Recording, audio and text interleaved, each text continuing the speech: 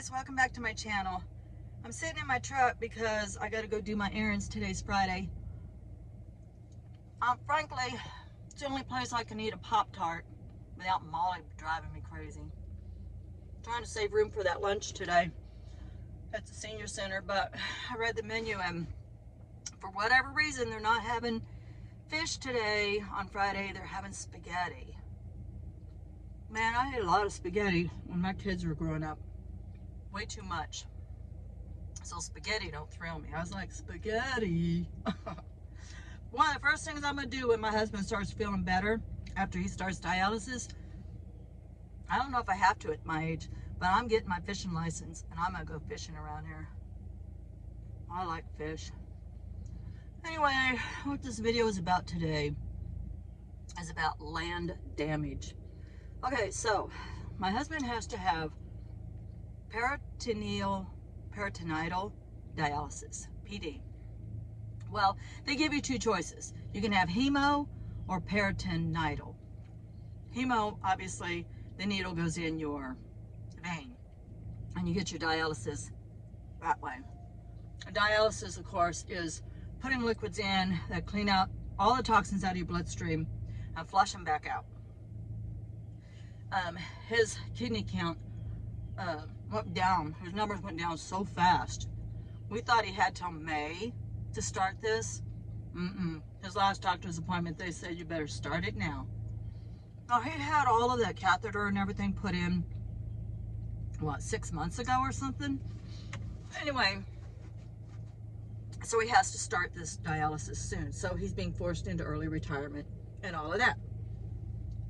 Okay, well, what we didn't know about dialysis is that you have to, if you're going to do it at home, it has to be like, it has to be in a sterile environment. Not sterile, but it certainly has to be a lot cleaner than what I have in my dry cabin with no running water, right? So we had to quickly figure out what we were going to do. That's why we were looking at that 1940s house, because of the running water. There they have the well and everything, but it didn't work out. So what's the next best thing? So we have to get him a camper. At first we wanted it to travel. Now we need it. We need it because we need the running water, which you can do in a camper.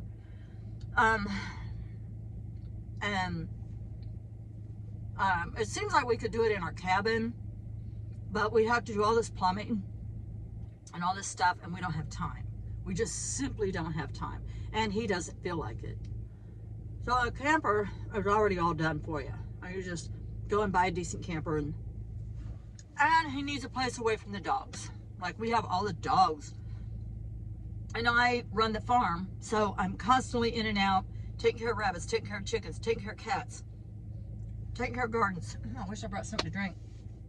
And so anyway, it's not going to be as clean. My drive cabin's not going to be as clean as what he needs. He needs a clean place, because one thing, you're shoving this catheter thing, you're connecting it to something inside your body, and so infection can get past your skin, because your skin, you know, is your first layer of defense. Hope I'm not losing you here, because I'm here to talk about land damage, and I'm telling you all about dialysis. Okay, so I just wanted to give you some background of why the camper is so important.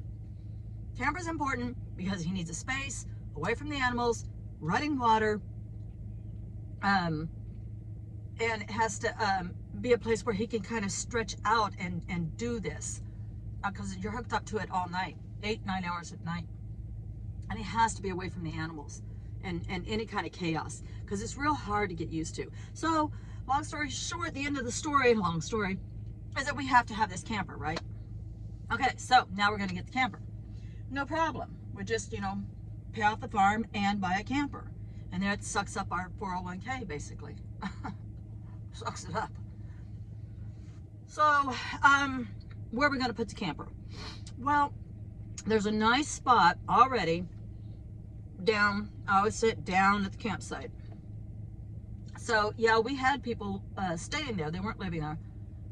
We let people that were close to us put their cabin there. It was always their dream to have a cabin out in the country.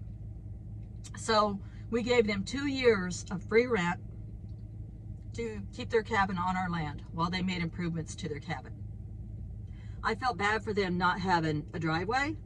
Out of my own pocket, I put in a driveway down there. That was almost $1,000 just for the gravel and the culvert, and they used our equipment to do all the work. And then for the electric, I let them hook up to my utilities, because down here you have to buy into a membership for the utility company, and you have to pay this big deposit to buy into it. Well, I already had paid that deposit. I already paid all that money. So I just let them piggyback off of us. He paid our electrician to run a line, I'm spitting all over, to run a line from the utility pole under the ground and back up, and then he could connect his cabin to it. Well, basically what I'm talking about here is when you make improvements like that to somebody else's land. When the guy left, okay, so we had a falling out, you know, they were getting kind of what we considered snippy and making little snide remarks and becoming a little bit demanding on us.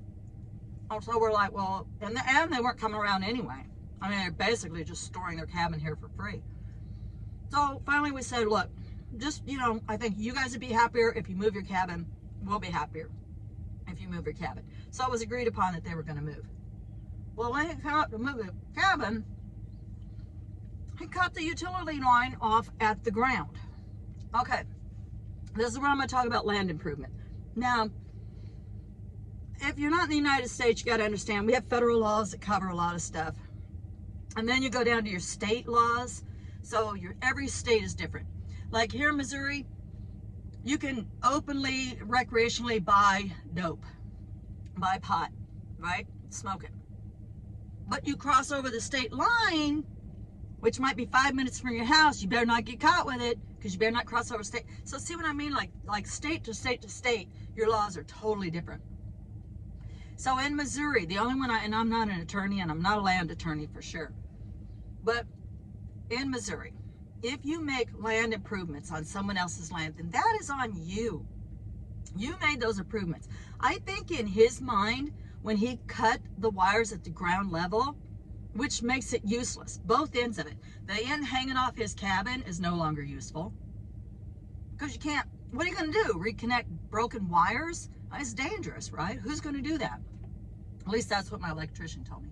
And then the part that runs underground and now is at the ground, it presents a danger. So now you've created a safety hazard according to my electric company. So the power down there cannot be turned back on now until we as the landowners take care of it. So what he didn't realize he did was he thought he was really, I guess, getting one over on us or whatever. I don't know. I'm not a mind reader. I don't know what he thought. But I think when people do sabotage, they do it because they feel like they're a victim and they're expressing their victimhood, you know, and they're acting out. Okay, so cutting the electric off at the ground was a way of acting out and saying, hey, I feel like a victim here. I'm acting out. So what happens is, okay, you have land and then somebody makes an improvement and it increases the value.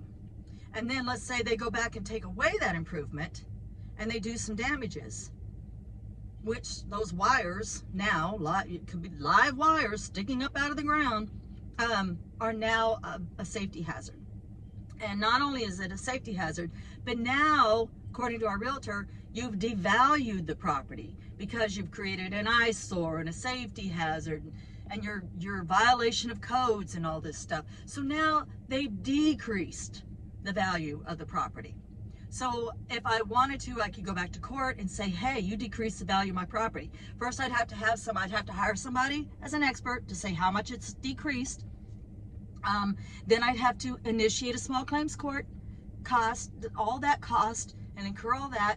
Then I'd have to go to court. I'd have to show up at court. And then I'd have to get a judge that saw my side of it and give me some money from them to bring it back up to at least to the value that it was before, right? To get rid of the safety issue and bring it back up. But then it's up to me to go after the money. Like the court just doesn't automatically give you the money.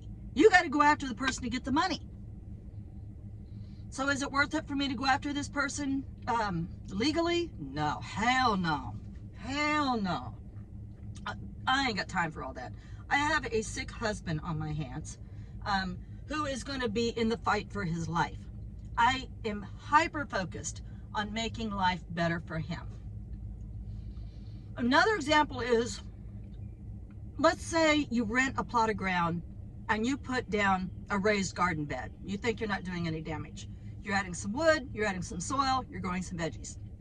When you move away, permission or not, the landowner can make you rake out all that soil, pick up all that wood, and respread grass seed and put it back the way it was before you did it. What you see as a land improvement, anybody else can see it as land damage. What they did down there was land damage. What he did. Boy, have you lost your mind? I swear. I've been knowing this boy since he was 16. 16 years old, he walked into my living room. He said, "I'm sorry for all the trouble." And I forgave him. I said, okay. 35 years later, the boy's cutting the power lines at my property. He hasn't, I guess, matured in a way that I would hope he would have matured in 35 years. But he is not my problem. He's not my problem. My issue is with my husband and making his life and this transition into dialysis and to feeling better is my 110,000% attention. That's all I care about, right? It's not all I care about. I can't say that. It's not a fair statement. But it's what I'm hyper-focused on. So, I've been in touch with the electric company. I've been in touch with a realtor. And I've been in touch with my electrician.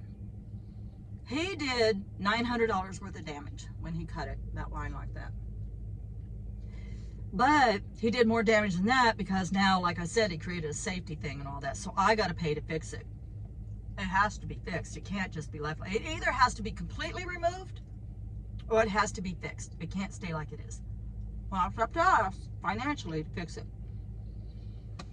$1,220 will not only fix it, but it will bring it up to what we need for this camper to run everything on a camper. It'd be 50 amp. And pretty much increases the value of our land. $1,220. So we're going to come up with the money out of our 401k. I swear. Anyway, if you're a renter and you're ever thinking about making a little improvement and then you move away and you think, I'm just going to take my improvement with me. I'm just going to take it. Just remember, you're still responsible for that. And your landowner can come after you for that. All right, I got to go and do my laundry, fill my water jugs, and I don't know if I'm going to go to the senior center or not. I don't know if I want spaghetti all that bad. I'll probably come home and eat a grilled cheese. All right, guys, wishing you much, much love and light. Many blessings.